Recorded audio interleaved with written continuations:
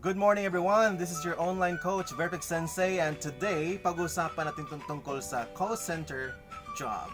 So ito yung madaling applyan call center jobs in demand ngayon, kaya ito yung madaling applyan ng mga fresh grads. At kahit anong kurso pwede dito. Kahit nursing graduate ka man, kahit education man yung course mo, business, IT, kahit ano pa yan, pwede lahat dito.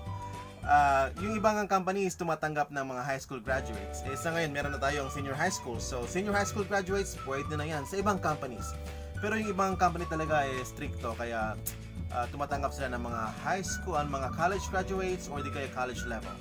And madalas, alam na alam ko to, na madalas, pag fresh grad ka, pag gusto mo mag-apply sa call center, yung pinapractice mo talaga ng gusto is yung pag-i-English. Kasi sa mindset mo, call center, English yan.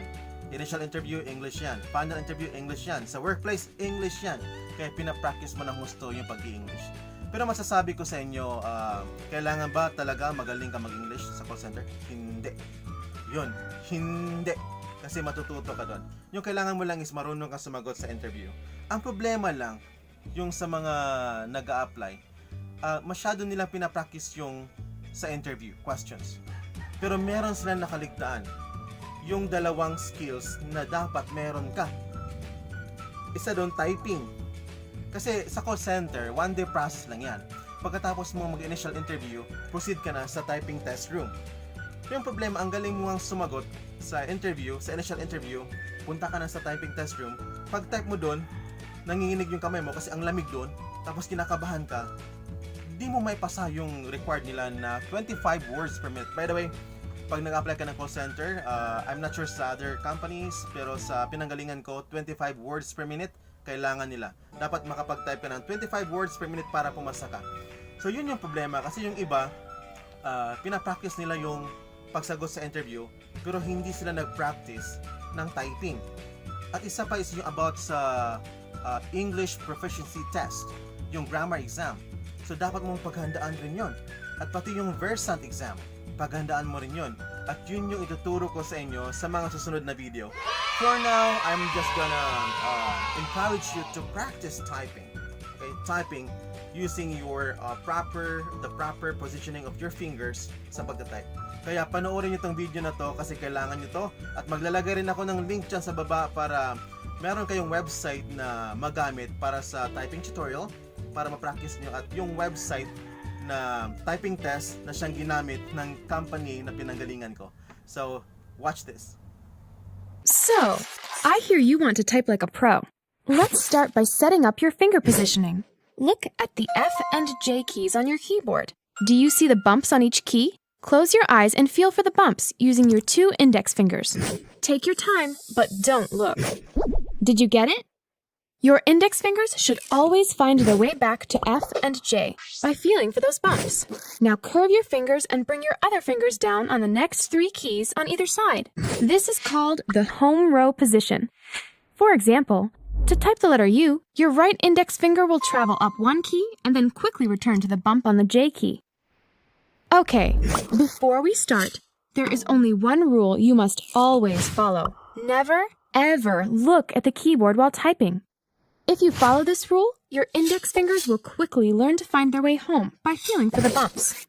Fast typists forget about the keyboard and don't even realize their fingers are at work. They feel one with the computer. After some practice, you'll start feeling it too. The computer becomes a part of your body and your mind is in full control. Let's get started. So guys, ito na yung typing test na siya mismong ginagamit ng call center company na pinanggalingan ko. I'm not sure with other call center companies, pero yung company na pinanggalingan ko, ito talaga mismo yung ginamit nila for typing test. So kapag na-master mo to, mas mataas yung chance na ipasa mo yung typing test. So dito, meron siyang 1 minute yung time. So magta-type ka within 1 minute. At sometimes binabago nila ito into 2 minutes. At iwas lang sa mali kasi yung mali mong words, ibabawas yan. Dito meron siyang WPM or words per minute. Tapos sa baba meron siyang mistyped words. Ibig sabihin yan, yung mga mali mong words ibabawas doon sa mga tama mo. So yun yung magiging score mo. Kunwari meron kang 30 words na tama. at may mali ka namang 6. So 30 minus 6, that's 24. So yung score mo niyan is 24 words per minute. Yung passing speed is 25 words per minute. So di ka papasa niyan. Kulang na lang ng isa, di ba? Papasa ka na. Yung iba naman, pag yung score nila is nasa mga 20 plus, 21, 22, 23, 24, bibigyan ka ng second chance na mag-test ulit. Kasi baka kinabahan ka lang, nanginginig ka lang, kaya bibigyan ka nila ng second chance na mag-type ulit para makuha yung 25 words per minute. At yung iba naman, yung score nila is 13, 14, 15, wala lang chance yon. Alam na di talaga marunong mag-type. So dito, pag nagsimula ka ng mag-type, yung timer, magsisimula na rin niya mag-countdown. So kahit isang letra lang, W, so magka-countdown na siya. So ingat lang talaga sa pag-type para iwas sa mali. Kaya i-master nyo to. Again, I'm not sure with other call center companies, pero yung company na pinanggalingan ko, ito talaga mismo. Okay guys, susubukan ko ngayong i-type ito gamit yung proper positioning ng fingers ko. At tignan natin kung ano yung magiging resulta. Let's go! Warm up your fingers by typing these short test instructions. The test text is shown in the upper part of the screen. Type it as quickly and accurately as possible until the test time is up. The text you have typed is shown in the lower part of the screen. There you can see if you have made any typing errors. You can use backspace to correct typing errors. Oh my. So yung nakuha ko is 70, and so typing speed is 70 words per minute, and yung errors natin is 0, and yun, nakuha ko 70. So medyo okay na to, mabilis to compared doon sa nung nag-apply pa ako sa call center, kasi yung nakuha ko doon is mga 48 lang eh. So yung sekreto talaga is yung proper positioning ng fingers mo. So yun yung tip ko sa inyo.